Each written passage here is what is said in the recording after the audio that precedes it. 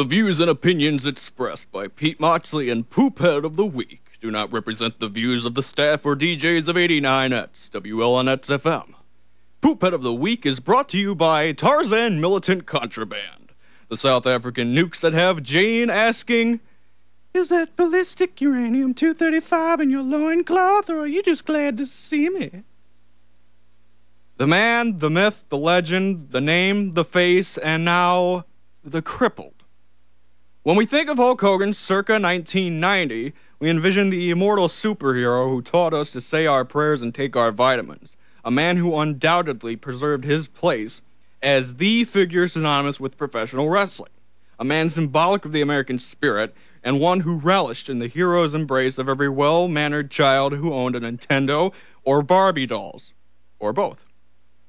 When we think of Hulk Hogan circa 2010, we envision a moldy, disfigured, fruit basket-sized ego with the meshed faces of Herbert the Pervert and ZZ Top and the physique of a Mr. Olympia wannabe.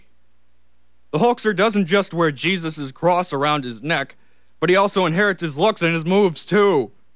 "Hey, Moses, you're playing like Betty White out there!" The well-mannered children in 1990 are now doped-up psychopaths, failed movie stars, or anyone of Tiger Woods' mistresses. Hookers. And his family is fairly unsuccessful. I think his son Nick is still prison hopping for someone to fit his stock car, and Brooke is signed to some record label and YouTubing now and then. Oh, YouTube. She's so in with the homies. And today's fans. There's no denying his superstardom. I mean, when Hulk turns 80 and has to head to the ring on a gurney, the people will still go ape crazy. But it's about time for Mr. Balea to leave his ego and the now fading business he once helped to build behind. Contrary to my gloating and bashing of you, I don't hate you, Hulk. But just what is there left that you are needed for? You haven't helped TNA in 9 months, and your 11 billion hip replacement surgeries have taken their toll on your wrestling ability. At least you have the thought process when you do get in a quote-unquote fight to keep your shirt on, unlike Ric Flair and his flabby pec tits. Go back home. We'll still love you. Enjoy the pleasure of your new uber-young hoochie mama fiancé.